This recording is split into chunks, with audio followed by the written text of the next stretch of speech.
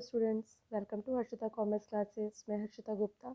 आज के हमारे टेक लेक्चर का टॉपिक है जीएसटी। तो जीएसटी की मैंने यूनिट 1 लिया है। मैंने 50 मोस्ट इंपॉर्टेंट एमसीक्यूज़ हैं जो यूनिट 1 से रिलेटेड है, मैं आज आपसे डिस्कस करूँगी। जैसा कि आपको पता है कि एग्ज़ाम्स है और मैं एग्ज़ाम्स की प्रिपरेशन आपकी करा रही हूँ। तो जिन भी बच्चों के एग्ज़ाम है, जिनका जीएसटी का पेपर है, सो वो अपना कोर्स जो है वो कंटेंट से मैच कर लें। अगर आपका कंटेंट यही है तो आपके लिए ये वीडियो जो है वो बेनिफिशियल है। आप इससे अपनी प्रिपरेशन एग्ज़ाम की तैयार कर सकते हैं।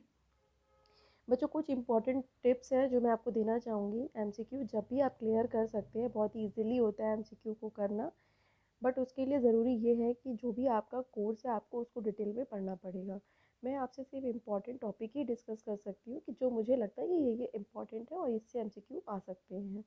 बट आपको जो है वो पूरा कोर्स पढ़ना है। चलिए अपने लेक्चर को स्टार्ट करते हैं। हमारा जो टॉपिक है जीएसटी का वो स्क्रीन पे आपका विजिबल है। ये सारे टॉपिक्स हम आपसे कवर करेंगे आज जीएसटी में, और इसी सारे टॉपिक से रिलेटेड मैंने एमसीक्यू लिए हैं। ठीक है, आप देख सकते हैं इसमें concept and type of indirect taxes है। Right to impose indirect tax by the central union, state union and union territory government before and after 101 amendment of the constitution of India, introduction of GST in India. Definition हो गया आपका, जितनी भी definition है, चाहे वो supply की हो, एग्रीगेट टर्नओवर की हो, पर्सन की हो, और आपका बिजनेस की हो, या फिर गवर्नमेंट की हो, या फिर आपका मिक्स सप्लाई हो, composite supply, GST N, GST I N, e commerce और इनपुट टैक्स क्रेडिट। जीएसटी के जितने भी मॉडल्स हैं आपके, जैसे कि आपको पता है 2 मॉडल होते हैं, single GST and dual GST. Types of GST में हमको उसके भी एमसीक्यू लेने हैं, and levy and collection of GST. तो ये टॉपिक्स है, मैंने ये पार्ट 1 है स्टूडेंट्स, ये ध्यान रखिए, क्योंकि जो हमारी यूनिट 1 है वो थोड़ी लेंथी है, तो वो उसको फर्स्ट एक वीडियो में कवर करना मुश्किल है, इसलिए मैं इसके 2 पार्ट लेके आऊँगी। तो चलिए अपने लेक्चर को स्टार्ट करते हैं। लेक्चर को स्टार्ट करने से पहले आपको मैं कुछ चीज़ें और बता देना चाहूँगी स्टूडेंट्स, कि आप जो भी ये कंटेंट पढ़ेंगे, आप चाहे सप्लाई हो, जैसे सप्लाई के बारे में सेक्शन 7 में बताया गया है। प्लीज़ आप लोग जब भी स्टडी करते हैं कंटेंट की, आप सेक्शंस इसके, जैसे एग्रीगेट टर्नओवर का सेक्शन है, पर्सन का सेक्शन है, सेक्शंस को आपको ज़रूर याद रखना है कि किस सेक्शन में कौन सी बात कही गई है। ठीक है। सो पहला एमसीक्यू हमारा है कि वॉज, यहाँ पे कंट्री पूछा गया है। एक चीज़ और स्टूडेंट्स, चूँकि मैं चाहती हूँ कि मेरा वीडियो बहुत लंबा ना हो और आपकी प्रिपरेशन भी शॉर्ट में जल्दी से हो जाए, तो मैं सिर्फ आपसे राइट एमसीक्यू ही डिस्कस करूँगी। मैंने हालांकि राइट आंसर ही आपसे डिस्कस करूँगी। मैंने 4 आंसर्स आपको दिए हैं, ठीक है, तो आप पढ़ सकते हैं। सो फर्स्ट जो इम्पोर्टेंट एमसीक्यू वो ये है कि हमें वो कंट्री यहाँ पे पूछी गई है, was first country to adopt GST as indirect system of the taxation.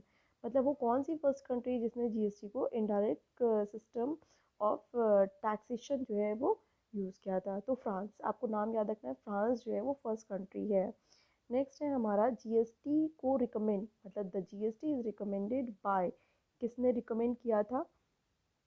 Kelkar task force committee. ठीक है, आपको ध्यान रखिएगा, केलकर टास्क फोर्स कमेटी, ये कमेटी एक बनी थी और इसने ही रिकमेंड किया था इम्प्लीमेंटेशन के लिए, तो ये आपको ध्यान रखना है। नेक्स्ट एमसीक्यू है कि what kind of tax can be transferred from one person to the other person. आपको भी पता है कि जो हमारे टैक्स होता है वो बेसिकली 2 ब्रॉड पार्ट में डिवाइड होता है, direct tax and indirect tax. So direct tax का मतलब क्या होता है कि जिस भी पर्सन पे वो इम्पोज किया जाता है उसी के थ्रू वो पे किया जाता है। मतलब डायरेक्ट टैक्स में हम अपने टैक्स के बर्डन को किसी और पे शिफ्ट नहीं कर सकते, बट इनडायरेक्ट टैक्स में होता ही यही है स्टूडेंट्स, कि हम अपने टैक्स के बर्डन को, जो एक पर्सन है वो किसी दूसरे पर्सन पे ट्रांसफ़र कर देता है। जैसे कि example goods and service tax, और डायरेक्ट टैक्स का अगर हम एग्जांपल की बात करें तो इनकम टैक्स। आप लोग अगर इसकी ब्रीफ में स्टडी करना चाहते हैं तो मैंने जीएसटी से रिलेटेड कुछ लेक्चर्स भी अपलोड किए हैं सप्लाई तक, आप उस पर भी जाके गो थ्रू करके आप पढ़ सकते हैं उससे। नेक्स्ट एमसीक्यू है कि what is the difference between direct and indirect tax. देखिए दोनों में डिफरेंसेस होते हैं, चार्जेस ऑफ लेवी भी दोनों के अलग अलग होते हैं, नेचर ऑफ ट्रांसफ़र भी अलग अलग होता है एंड डिफरेंट कलेक्शन पैटर्न होता है दोनों का। तो ऑल ऑफ दीज इसका राइट आंसर है। अगर हम बात करें कि जीएसटी एक्ट जो है जीएसटी एक्ट जो है वो कब फोर्स में आया था, तो 2017, आपको ध्यान रखना है 2017 जो है वो GST came into the force, ठीक है। नेक्स्ट हमारा है, अगर जीएसटी को हम कहें कि what kind of tax is GST called as, तो जीएसटी जो स्टूडेंट्स है वो डेस्टिनेशन बेस्ड टैक्स है। आपको ये ध्यान रखना है, डेस्टिनेशन बेस्ड टैक्स है कि कंजम्पशन बेस्ड है या मूवमेंट बेस्ड है। तो जीएसटी जो है वो डेस्टिनेशन बेस्ड टैक्स है। डेस्टिनेशन का मतलब क्या होता है, जब तक हम किसी भी गुड्स की या सर्विसेज की सप्लाई नहीं करते हैं, ठीक है, one place to another place, जब तक सप्लाई नहीं होगी तब तक हम जीएसटी पे नहीं करेंगे। जैसे ही हम किसी भी गुड्स की या सर्विसेज की सप्लाई करेंगे हम जीएसटी पेमेंट करेंगे। तो डेस्टिनेशन बेस्ड टैक्स इसलिए ही इसको कहा जाता है। नेक्स्ट है हमारा कॉन्स्टिट्यूशनल अमेंडमेंट जो है गवर्न जीएसटी एक्ट। कौन सा जो एक्ट है वो कौन सा अमेंडमेंट है जिसमें जीएसटी के बारे में बताया गया है, तो 101 अमेंडमेंट एक्ट, ध्यान रखिएगा 101 अमेंडमेंट एक्ट। मैं आपसे फिर से कहूँगी, मैंने इसके सेपरेट लेक्चर्स वीडियो भी बनाए हैं, अगर आप चाहें तो जीएसटी की मेरी प्ले लिस्ट जाके चेक कर सकते हैं और उससे भी स्टडी कर सकते हैं। नेक्स्ट है हमारा, which of the following is the main motive of the government behind the introduction of the goods and service tax act। मतलब गवर्नमेंट का जीएसटी जो है वो इम्प्लीमेंट करने के पीछे का मोटिव क्या था, तो मोटिव यही था कि यूनिफॉर्मिटी रहे। सबसे पहले हमारे जो टैक्स सिस्टम है हमारी कंट्री में उसमें यूनिफॉर्मिटी होनी चाहिए। गवर्नमेंट अपने टैक्स रिवेन्यू को इंक्रीज़ करना चाहती थी। बहुत सारे उसने पहले जीएसटी से पहले, जैसे कि आपको पता है कि जीएसटी का मतलब क्या होता है, one tax one nation. Before GST हमारे यहाँ बहुत सारे टैक्सेस जो थे वो अप्लाई होते थे, बट आफ्टर द जीएसटी बहुत सारे टैक्सेस को, जितने भी हमारे इनडायरेक्ट टैक्सेस है, बहुत सारे इनडायरेक्ट टैक्सेस को रिप्लेस किया गया। तो ऑल ऑफ दीज इसका राइट आंसर है। फिर स्टूडेंट्स अगर हम बात करें 9 का, तो GSTN का मतलब क्या होता है, इज़ा ये नॉन प्रॉफिट ऑर्गेनाइजेशन है। कैसी ऑर्गेनाइजेशन है, नॉन प्रॉफिट, मतलब ये प्रॉफिट को अर्न करने के लिए नहीं बनाई जाती है। नेक्स्ट है हमारा question number 10, which of the following functions are performed by the GSTN, मतलब गुड्स एंड सर्विस नेटवर्क, ठीक है, goods and service tax network, ध्यान रखिएगा वो कौन से फंक्शन को परफॉर्म करती है। देखिए जो goods and service tax network है उसका काम होता है रजिस्ट्रेशन की फैसिलिटी को प्रोवाइड करना, कंप्यूटेशन करना, हमारा सेटलमेंट करना जीएसटी का, मैचिंग करना जो भी टैक्स की पेमेंट हुई है, और बैंकिंग नेटवर्क के थ्रू, ये सारे ही काम जो होते हैं GSTN के होते हैं, ठीक है, goods and service tax network, ध्यान रखिएगा। नेक्स्ट है हमारा, what does dual GST concept मतलब मीन्स, मतलब कि जो डुअल जीएसटी कॉन्सेप्ट है उसका मतलब क्या है। देखिए डुअल जीएसटी कॉन्सेप्ट में क्या होता है, जो भी टैक्स को कलेक्ट करती है गवर्नमेंट, गवर्नमेंट क्या करती है, टैक्स को कलेक्ट करती है।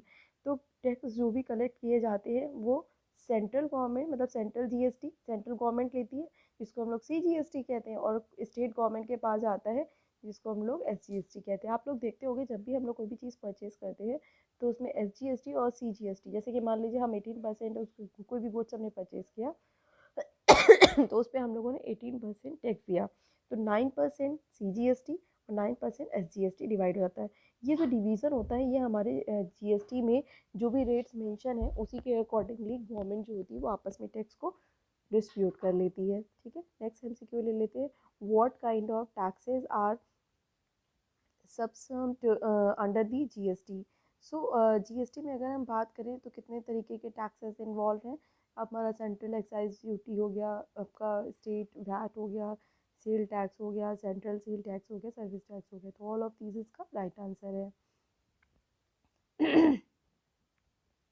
नेक्स्ट MCQ हमारा है, GST is levied on the supply of goods and services except, मतलब जीएसटी जो होता है लेवी किया जाता है जब भी गुड्स की सप्लाई करें या हम सर्विसेज की सप्लाई करें, बट किसको छोड़कर, तो ध्यान रखिएगा जितने भी अल्कोहलिक जो भी लिक्विड होते हैं फॉर द ह्यूमन कंजम्पशन जैसे कि ड्रिंक, सो उस पर जो है जो जीएसटी अप्लीकेबल नहीं होता है, ठीक है, ध्यान रखिएगा, ये आपको ध्यान रखना। ये आपसे पूछा सकता है, ये वेरी वेरी इंपॉर्टेंट MCQ है। नेक्स्ट ले लेते हैं, who will notified the rate of taxes to be levied under CG मतलब SGST। SGST में जितनी भी रेट्स होती हैं स्टूडेंट्स, वो कौन नोटिफाई करेगा, तो ध्यान रखिएगा SGST में, SGST मतलब central goods and service tax. तो central goods and service tax में जो भी टैक्स की रेट होंगी, जब वो सेंट्रल गवर्नमेंट रिकमेंड करेगी GST काउंटर को, ठीक है, GST काउंसिल जो है वो बनाया जाता है, जिसका काम होता है GST से रिलेटेड सारी चीज़ों को डिसाइड करना। तो सेंट्रल गवर्नमेंट के रिकमेंडेशन पे GST काउंसिल जो है वो उसको रेट को लेवी करेगी, नोटिफाइड करेगी, ठीक है। And who will legislate the GST law, तो GST लॉ स्टेट लेजिस्लेचर जो है वो बनाता है, आपको ये ध्यान रखना चाहिए। स्टेट के स्टेट बनाएगा, सेंट्रल के सेंट्रल बनाएगा, ठीक है, तो ये आपको ध्यान रखना है। नेक्स्ट अगर हम बात कर ले कि जो गुड्स एंड सर्विस टैक्स है, compensation to the state act 2017 is popularly known as, उसको हम लोग GST कंपनसेशन सेस एक्ट भी कहते हैं, ये आपको ध्यान रखना है, ठीक है। अब हम बात कर लेते हैं GST is levied on which of the following. GST जो है वो किस पे लगाया जाता है, जैसे कि हमको पता है, चाहे हम गुड्स की सप्लाई करें या सर्विसेज की करें या बोथ दोनों की करें, तो इन दोनों पे ही जब भी सप्लाई होगी GST लेवी किया जाएगा। नेक्स्ट ले लेते हैं, नेक्स्ट हमारा MCQ है, which of the following supplier will be classified as inter state supply. देखिए जो सप्लाई होती है बच्चों, वो टू टाइप की होती है, ये ज़रूर MCQ आएगा, ये वेरी वेरी इंपॉर्टेंट टॉपिक है। एक होती है हमारी इंट्रा स्टेट सप्लाई और एक होती है इंटर स्टेट। इंटर स्टेट का मतलब होता है जब सप्लाई टू डिफरेंट स्टेट में होती है, ठीक है, जब सप्लाई टू डिफरेंट स्टेट में होती है या यूनियन टेरिटरी में होती है, ठीक है, सो उसको हम लोग कहते हैं inter state supply. Inter state supply का मतलब है जब सप्लाई सेम स्टेट में होती है, ठीक है। अभी इसमें भी आगे MCQ है, चलिए आगे देखते हैं। Which of the following, next हमारा, which of the following would attract levy of CGST and SGST। तो inter state supply, inter state supply में क्या होता है कि CGST और SGST दोनों लगता है, बट इंटर स्टेट सप्लाई में हमसे IGST भी कलेक्ट किया जाता है, तो बच्चों ये आपको ध्यान रखना है।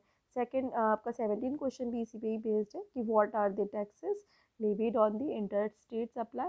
तो इंटर स्टेट सप्लाई में जैसे कि मैंने अभी आपको ऊपर बताया था कि SGST और CGST दोनों तरीके के टैक्स हमसे कलेक्ट किए जाते हैं, बट आपको ध्यान रखना है कि अगर स्टेट हमारा दूसरा है, जैसे कि इंट्रा स्टेट का मतलब है कि यूपी में अगर हम बात कर रहे हैं, तो यूपी में एक स्टेट से मतलब एक ही स्टेट में विद इन स्टेट सप्लाई हो रही है, तो वो इंट्रा हो गया।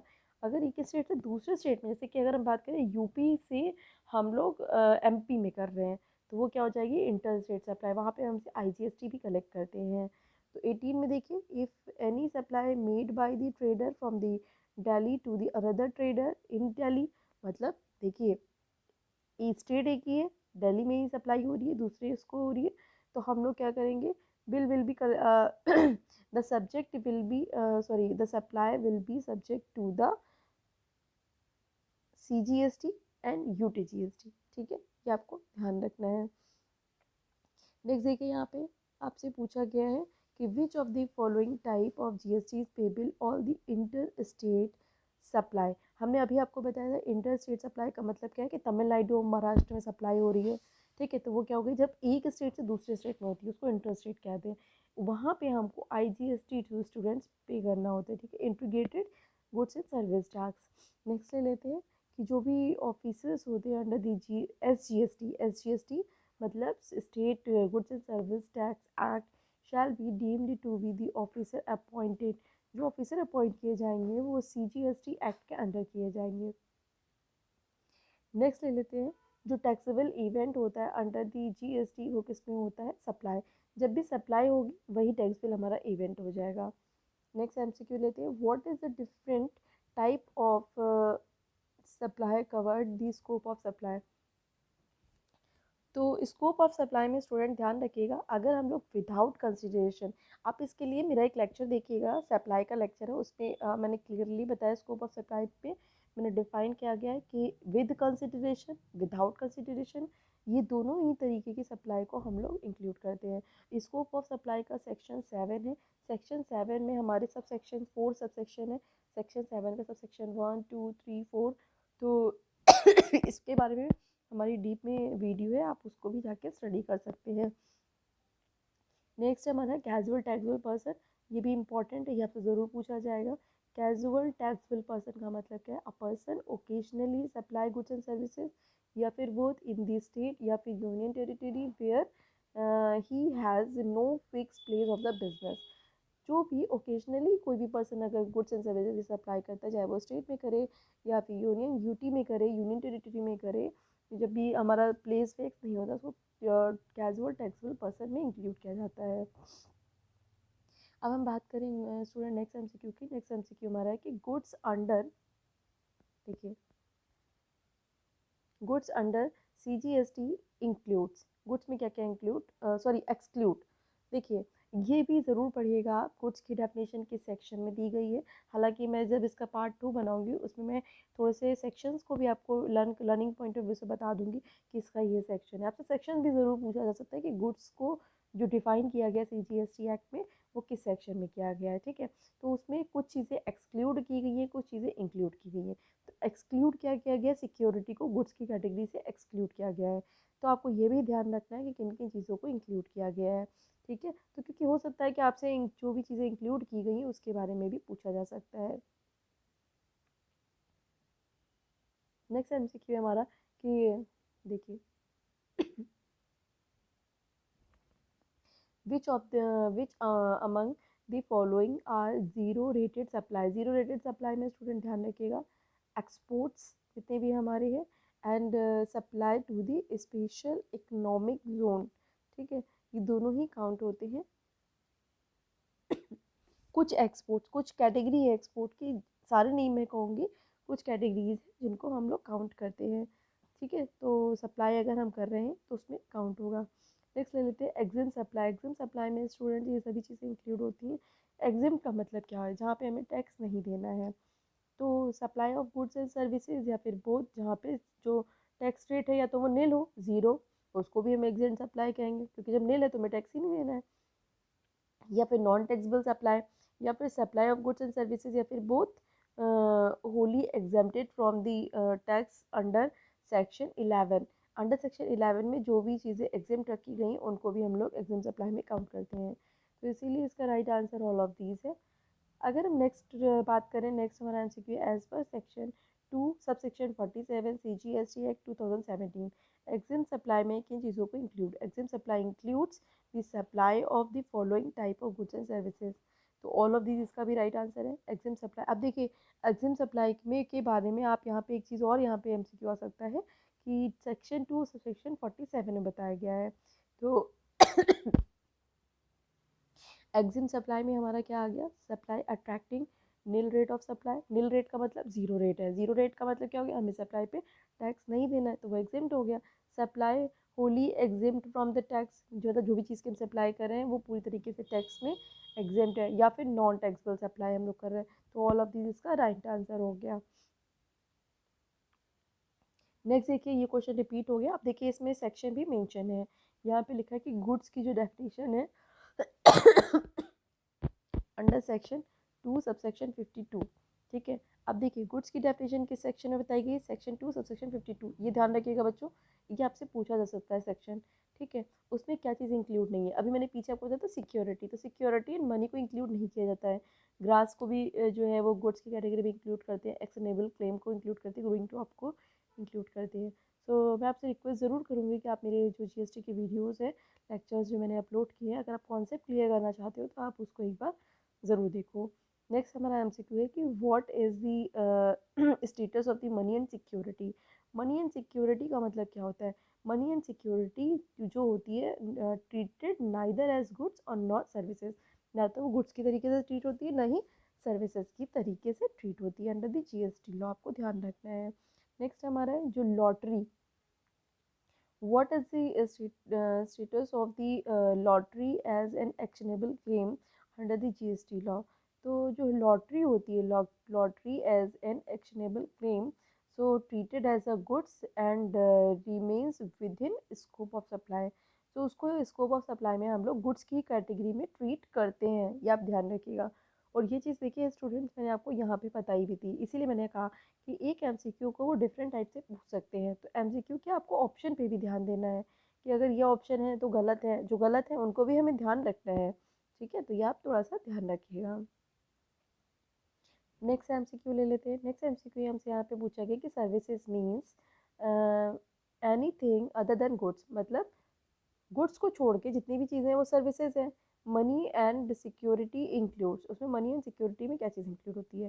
तो activity relating to use of money और the conversion by the cash, मतलब जो भी एक्टिविटी हम लोग मनी को यूज़ करने या उसकी कन्वर्जन करने, कैश में कन्वर्ट करने के लिए करते हैं, वो चीज़ों को हम सर्विसेज में इंक्लूड कर लेते हैं।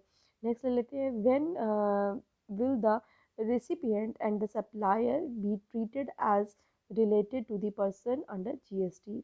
कब हम सप्लायर को और रेसिपिएंट को ट्रीट करेंगे एज अ पर्सन? तो ये सारे ही इसके राइट आंसर हैं, तो इसीलिए ऑल ऑफ दीज का राइट आंसर है। देख लेते हैं, where such person are employer and employee. अगर एम्प्लॉयर और एम्प्लॉय हैं तो वो भी हम लोग उनको पर्सन की कैटेगरी में लेंगे। डायरेक्टली और इनडायरेक्टली कंट्रोल अदर, ठीक है, where one of them directly और इनडायरेक्टली कंट्रोल अदर, मतलब एक का दूसरे पे कंट्रोल हो। या वेयर सच एज पर्सन, या फिर जो भी हमारा ऑफिसर या फिर डायरेक्टर है ऑफ अनदर बिजनेस। ठीक है, तो इन तीनों को ही हम इस कैटेगरी में लेंगे। नेक्स्ट एमसीक्यू ले लेते हैं, which of the following cases import of services is taxable under GST. किन केसेस, यहाँ पे देखिए 4 केसेस दिए, इनमें से किन केसेस में हम लोग इम्पोर्ट ऑफ सर्विसेज को जीएसटी के अंडर में लेंगे? इस पे भी मेरा एक सेपरेट लेक्चर है, इम्पोर्ट ऑफ सर्विसेज। इसके बारे में मैंने आपको सेक्शन 1 के क्लॉजेज हैं आपके ABCD, तो उसमें सारी चीज़ें बताई गई हैं। तो मैं ज़रूर कहूँगी कि आप लेक्चर मेरा ज़रूर देखिए ताकि आपको थोड़ा सा ब्रीफ नॉलेज हो जाए। ठीक है, क्योंकि स्टूडेंट ध्यान रखिएगा, मैं आपसे सिर्फ आपसे इंपॉर्टेंट एमसीक्यूज ही डिस्कस कर सकती हूँ, है ना। कॉन्सेप्ट के लिए आपको थ्योरी ज़रूर पढ़नी है। ठीक है, मैं कभी भी ये नहीं कहती हूँ कि आप एमसीक्यू पढ़िए, आप जितना भी कंटेंट उसकी थ्योरी को ज़रूर पढ़िए।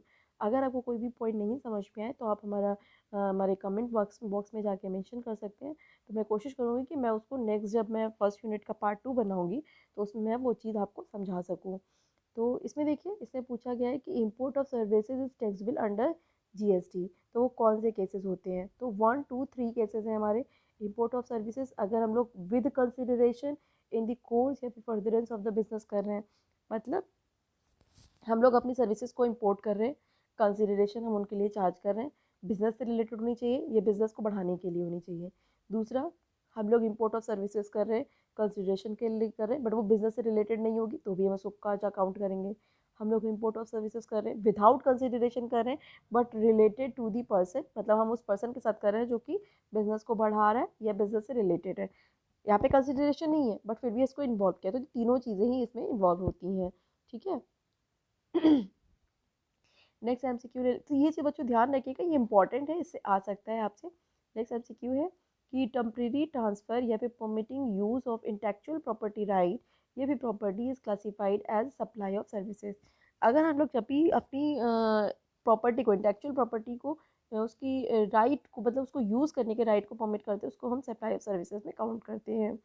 नेक्स्ट ले लेते हैं कि what shall be the proper classification of renting the immovable property under the supply। तो रेंटिंग ऑफ इमूवेबल प्रॉपर्टी को सप्लाई की कैटेगरी में कौन सी, गुड्स ऑफ सप्लाई में या गुड्स ऑफ सर्विसेज में, सप्लाई ऑफ सर्विसेज में इंक्लूड करते हैं, तो इसको हम लोग सप्लाई ऑफ सर्विसेज में लेते हैं, ये आपको ध्यान रखना है। नेक्स्ट एमसीक्यू हमारा है 36। इसमें कहा गया है कि एज पर जो CGST, बच्चों एक चीज़ ध्यान रखिएगा, CGST एक्ट ही हमारा GST पे एप्लीकेबल होता है, जो कि क्या है 2017। जो वर्कर्स कॉन्ट्रैक्ट है उसमें क्या इंक्लूड करते हैं, ये इंपॉर्टेंट है, आपसे पूछा जा सकता है। ठीक है, कंस्ट्रक्शन हो गया आपका, फैब्रिकेशन हो गया और कंप्लीशन हो गया आपका, ये सारी इंस्टॉलेशन हो गया, जो भी मूवेबल प्रॉपर्टी से रिलेटेड होता है उसको हम लोग इसमें इन्वॉल्व करते हैं। नेक्स्ट ले लेते हैं 37। While repairing the factory shed, few goods were also be supplied along with the labor and services whether it is a, जैसे अभी मैंने पीछे आपको बताया ना, इसी से रिलेटेड मैंने आपसे पीछे क्वेश्चन पूछा था, तो इसको हम लोग क्या कहते हैं, वर्क्स कॉन्ट्रैक्ट सर्विसेज, ठीक है। नेक्स्ट ले लेते हैं जीएसटी। हाँ, ये तो इम्पोर्टेंट है, ये आपसे ज़रूर पूछा जाएगा। जीएसटी इंट्रोड्यूस इन इंडिया, कब इंट्रोड्यूस हुआ? 1 जुलाई 2017 में। अच्छा स्टूडेंट, यहाँ पे एक चीज़ और है आपको याद रखनी है कि हमारे पूरे इंडिया में जीएसटी जो है वो 1 जुलाई 2017 में इफेक्ट में आया, ठीक है। बट सिर्फ जम्मू एंड कश्मीर में वो 7 दिन बाद आया था, ठीक है, ये आपको ध्यान रखना है। वो 8 जुलाई 2017 में जो है वो इफेक्ट में आया था। तो ये कुछ इंपॉर्टेंट टॉपिक्स हैं जो आपको ध्यान रखने हैं। नेक्स्ट ले लेते हैं, as per the result of the constitution amendment of for GST. देखिए जीएसटी में सेपरेट लिस्ट बनी है। सेपरेट लिस्ट में बच्चों जीएसटी में जिसके बारे में बात की गई है वो आर्टिकल 246A है। और 246 जो आर्टिकल है, आप लोग इसका मेरा लेक्चर देखिएगा, सेपरेट मैंने लेक्चर बनाया, उसमें 3 लिस्ट बनी है, यूनियन लिस्ट, स्टेट लिस्ट और कॉन्करेंट लिस्ट। उसमें कुछ सब्जेक्ट मैटर्स बताए गए हैं कि कौन से टैक्स को कलेक्ट करने का राइट किस गवर्नमेंट के पास है, तो ये आप देख लीजिएगा। नेक्स्ट हमारा है कि incidence of tax on tax is called, tax पे जो टैक्स लगता है उसको हम लोग कास्केडिंग इफेक्ट कहते हैं। और इसी कास्केडिंग इफेक्ट को रिमूव करने के लिए जीएसटी को इंट्रोड्यूस किया गया था, तो ये भी आपको ध्यान रखना है। यूटी जीएसटी इज अप्लीकेबल जब हम लोग यूनियन टेरिटरी में गुड्स को सोल्ड करेंगे तो हमें यूटी जीएसटी पे करना पड़ेगा। जैसे कि आपका यूनियन टेरिटरी की जो भी लिस्ट में जो भी स्टेट्स हैं हमारे, उनमें अगर हम सप्लाई कर रहे हैं गुड्स की, तो उस वहाँ पे हम लोग यूटी जीएसटी पे करेंगे। नेक्स्ट है हमारा कि integrated goods and service tax is applicable. मैंने अभी आपको बताया कि जो आईजीएसटी है वो कब लगेगा, जब हम लोग इंटर स्टेट सप्लाई करेंगे। इंटर स्टेट जैसे कि यूपी से हम लोग सप्लाई कर रहे हैं आंध्र प्रदेश में, तो हम लोग आईजीएसटी पे करेंगे। बट यूपी में ही हम लोग किसी एक सिटी से दूसरी सिटी में कर रहे हैं, तो हम लोग इंट्रा स्टेट करेंगे, INTRA, ठीक है। वहाँ पे हम लोग 2 टाइप के टैक्स देते हैं, CGST और SGST, ठीक है। और इंटर स्टेट में यहाँ पे देखिए, अगर हम लोग इंटर स्टेट अप्लाई कर रहे हैं तो हम लोग IGST देंगे, ठीक है। नेक्स्ट हमारा क्या है, SGST का हमारा अप्लीकेबल होगा जब लोग विद इन स्टेट्स अप्लाई करेंगे, अभी मैंने आपको बताया ना। नेक्स्ट ले लेते हैं 45 MCQ, the tax which was not merge into the GST. अच्छा जीएसटी को हम लोग वन टैक्स वन नेशन तो कहते हैं स्टूडेंट्स, बट इसमें अभी भी कुछ टैक्स को अलग से रखा गया है। मतलब जीएसटी हमें पे करना है, उसके अलावा हमको बेसिक कस्टम ड्यूटी पे करना होता है। जब भी हम लोग मैन्युफैक्चर करते हैं तो हम लोग बेसिक कस्टम ड्यूटी को हमें अभी भी देना होता है, तो ये आपको ध्यान रखना है। जीएसटी जो है गुड्स एंड सर्विस टैक्स, कैसा टैक्स सिस्टम है, multi point taxation, multi point tax system है, ठीक है, आपको ये ध्यान रखना है। After introduction of GST import in India is, हम लोग जब इम्पोर्ट करते हैं तो हम लोग क्या पे करते हैं, तो जीएसटी के इंट्रोडक्शन के बाद हम लोग आईजीएसटी देंगे प्लस BCD क्या देते हैं। BCD का मतलब क्या है, बेसिक कस्टम ड्यूटी, ये आप ध्यान रखिएगा। मतलब हमको आईजीएसटी देना है प्लस BCD देना है। आफ्टर इंट्रोडक्शन जीएसटी जो supplies to the special economic zone, हमने आपको पहले बताया था एक स्पेशल इकोनॉमिक जोन है हमारे, जितनी भी स्पेशल इकोनॉमिक जोन की कैटेगरी में जो भी हमारे स्टेट आते हैं, वहाँ पे जो भी चीज़ें आती हैं उसमें हम लोग ज़ीरो रेटेड, मतलब जो जीएसटी की रेट होती है वो ज़ीरो रेट होती है। GST is a matter of judication of, देखिए जीएसटी का जो भी मैटर है वो सेंट्रल एंड स्टेट गवर्नमेंट दोनों के उसमें रहता है। अब बात कर लेते हैं एग्रीकल्चरिस्ट की, ये भी डेफिनेशन वेरी वेरी इंपॉर्टेंट है। एग्रीकल्चरिस्ट में इंडिविजुअल और HUF, ठीक है, हिंदू अनडिवाइडेड फैमिली, दोनों को ही इन्वॉल्व करते हैं, ये आपसे पूछा जा सकता है। तो ये मैंने 50 MCQs है जो मैंने डिस्कस किए हैं, इसमें भी बहुत सारे टॉपिक्स मेरे रह गए हैं जो मैंने अभी इसमें नहीं लिए, तो ये पार्ट 2 में मैं आपको समझाऊंगी। सो जिनको भी ये वीडियो अच्छा लगे प्लीज़ अपने फ्रेंड्स को भी शेयर करिए, लाइक करिए एंड सब्सक्राइब करिए, ताकि उनकी भी प्रिपरेशन अच्छे से हो सके और मुझे भी मोटिवेशन मिले कि मैं आपसे के लिए ज़्यादा से ज़्यादा वीडियो ला सकूँ। स्टूडेंट्स मैं आपसे फिर से कहूँगी, प्लीज़ आप लोग ये कंटेंट एक बार ज़रूर गो थ्रू के पढ़िए, एक बार इसको ज़रूर रीड करिए, सेक्शंस इसमें याद करिए, सब सेक्शंस याद करिए, क्योंकि जीएसटी एक ऐसा पेपर है जिसमें सेक्शन और सब सेक्शन बहुत ज़्यादा है। तो मैं कोशिश करूँगी फर्स्ट यूनिट से रिलेटेड जितने भी सेक्शन सब सेक्शन है, मैं जब नेक्स्ट इसका पार्ट लेके आऊँगी तो उसमें मैं वो एक टेबल फॉर्म में आपको ज़रूर याद करा सकूँ, कि समरी फॉर्म में, कि आपको मतलब रिवीजन पॉइंट ऑफ व्यू से आप पढ़ सकिए। ठीक है, सो आज के लिए इतना ही। Thank you students. अगर ये आपको वीडियो अच्छा लगे तो प्लीज़ लाइक करिए, शेयर करिए एंड सब्सक्राइब करिए। Thank you.